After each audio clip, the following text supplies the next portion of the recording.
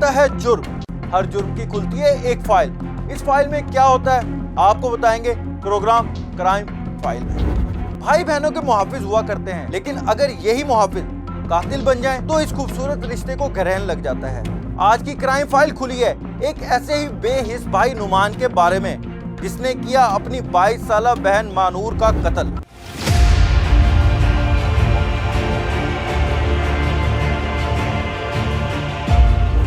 क्यों किया नुमान ने अपनी बहन का कत्ल? क्या वजह बनी अपनी बेवा बहन को बेदर्दी से मौत के घाट उतारने की? ये बहन जो है, इसकी शादी 5 साल पहले हुई थी। उसमें से एक बच्चा भी हुआ, लेकिन 3 साल पहले उसका खामिद फौत हो गया। उसके बाद इसकी बच्ची की शादी इसका वालिद कहीं और करवाना चाहता था, क्योंकि ये नौजवान बच्ची थी, इसकी उम्र अभी 20-22 साल थी, मकतूला की। तो ये जो उसका भाई है नुमान, जो मुलजिम है, इसकी ख्वाहिश थी कि ये मेरी बहन दूसरी शादी ना करे।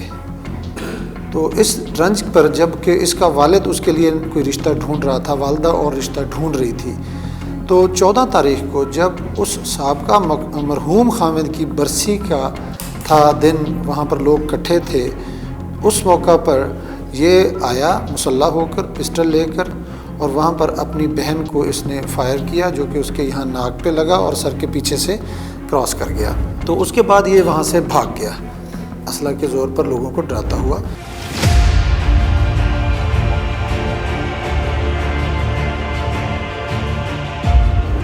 सफाक कातिल अपनी बहन को दूसरी शादी से रोकता और मैके भी ना आने देता। नुमान की अपनी मां ने करवाया अपने ही बेटे के खिलाफ मुकदमा दर्ज। उदैया ने जो कि मकतूला की वालदा है, उसने तहरीर करवाया कि इसके साथ एक और नामालूम शख्स भी था, जो इसको गाड़ी पर लेकर गया और इसके साथ कत्ल में मुलव्विस था। नुमान के ताल्लुकात मानूर के ससुराल वालों से भी ठीक ना थे। बरसी के ऊपर दूसरे दिन मैं फिर रहा था इधर, मैं के बच्चे लेकर आया हुआ 3 साल के बाद। 3 साल मेरे घर में नहीं आया। 3 बेटियां छोटी छोटी, कारोबार है उसका, लाहौर कपड़े का कारोबार है, ठीक ठाक, इधर दुकान है। नुमान कत्ल के बाद कहां फरार हुआ और कैसे फरार हुआ, और पुलिस की गिरफ्त में आखिर कैसे आया?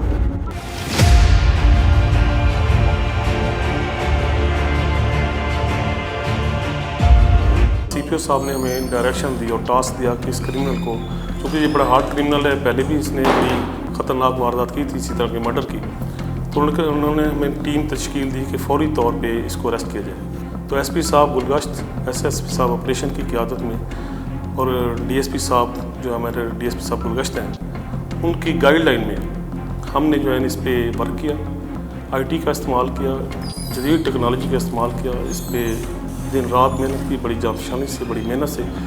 दूसरी एक बात ये थी कि जो मकतूल के वर्सा थे वो बड़े खौफज़दा थे इससे, वो हमारे साथ किसी किस्म का कोऑपरेट करने को तैयार नहीं थे, क्योंकि उनको थ्रेट्स थे कि कहीं हमें भी ये कातिल जो है हमें भी नुकसान न पहुँचा दे। उनकी तरफ से हमें बिल्कुल जो है कोऑपरेट नहीं हो रहा था, लेकिन हमने मेहनत की, अल्लाह पाक ने हमारी मदद फरमाई और ये कातिल अरेस्ट हो गया। मुलजिम की गिरफ्तारी में पुलिस को किन मुश्किलात का सामना करना पड़ा? पुलिस की जो है टीमें तश्कील दी गई इसको ट्रेस करने के लिए, इसकी गिरफ्तारी के लिए। चूँकि इसने फ़ोन भी बंद कर लिया था, लिहाजा जदीद टेक्नोलॉजी का इस्तेमाल करते हुए इसको अब गुलगश्त पुलिस ने अनथक मेहनत के बाद गिरफ़्तार कर लिया है, और इंशाअल्लाह ताला इसको कैफ़रे किरदार तक पहुँचाएंगे। आप ये जानकर हैरान होंगे कि ये नुमान का पहला कत्ल नहीं था, वो इससे पहले भी एक और कत्ल की वारदात में मुलव्विस रहा है। पहले ये एक शख्स को जलाकर कत्ल कर चुका है, मार चुका है। दहशतगर्दी का इस पर मुकदमा है, जिसका मुकदमा नंबर है 76/15। 2015 में जनवरी में इसने एक शख्स को, जिसका नाम था नूर बद खान, उसको मार दिया था और जला दिया था। तो ये आदी मुजरिम है और बहुत ख़तरनाक मुजरिम है। बज़ाहिर तो ये अब एक कारोबारी शख्स है, दुकान बनाई हुई है इसने, लेकिन अब चूँकि गिरफ़्तार हो चुका है, अब इसकी इंटरोगेशन की जाएगी, इसकी पूरी तफसील मालूम की जाएगी कि ये इस किस्म के संगीन जुर्म जो करता है इसमें कौन कौन इसके साथ मुआविन है या क्या किसी गिरोह के साथ है, मुलव्वस है। तो किस तरह ये मुमकिन है कि एक शख्स जो है पहले एक शख्स को कत्ल किया, फिर दोबारा दूसरा कत्ल किया, तो इसके पीछे क्या मुहर्रिकात थे। आदी मुजरिम इस शख्स की नजरों में अब भी नदामत कहीं नजर नहीं आ रही।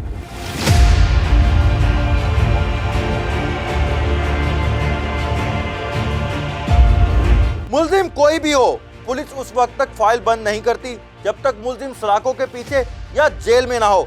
उस वक्त तक खुली रहेगी क्राइम फाइल।